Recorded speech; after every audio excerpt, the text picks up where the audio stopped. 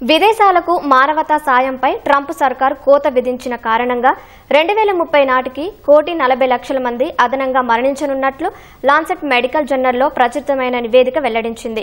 మృతుల్లో మూడో వంతు మంది చిన్నారులే ఉండనున్నారు. అనేక దేశాల్లో మానవతా సాయం అందించే యుఎస్ ఎయిడ్కు ట్రంప్ ప్రభుత్వం 80% నిధులను నిలిపివేయగా కోట్లాది మందిపై ఆ ప్రభావం పడనుంది.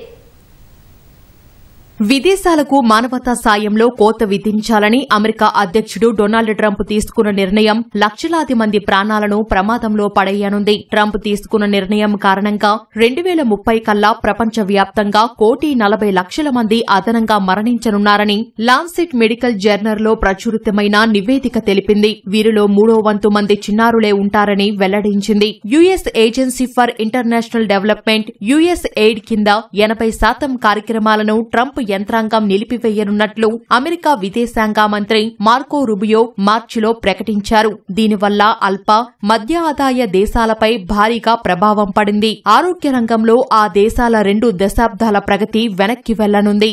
2001 నుంచి 2021 వరకు యుఎస్ ఎయిడ్ చేపట్టిన కార్యక్రమాల వల్ల 133 దేశాల్లో 9,10,00,000 ప్రాణాలు నిలిచాయి. ఇప్పుడు యుఎస్ ఎయిడ్ కు అమెరికా సర్కారు 83% నిధులు నిలిపివేసింది. తద్వారా 2030 నాటికి 1,40,00,000 మంది అదనంగా మరణించనున్నారని పరిశోధకులు అభిప్రాయపడ్డారు. వీటిలో 45 లక్షల మంది 5 ఏళ్లలోపు చిన్నారులే ఉండనున్నారు. అమెరికా నిధుల కోత కారణంగా ఏటా 7 లక్షల మంది చిన్నారులు మరణించనున్నట్లు లాన్సెట్ మెడికల్ జర్నల్లో ప్రచురితమైన నివేదిక తెలిపింది.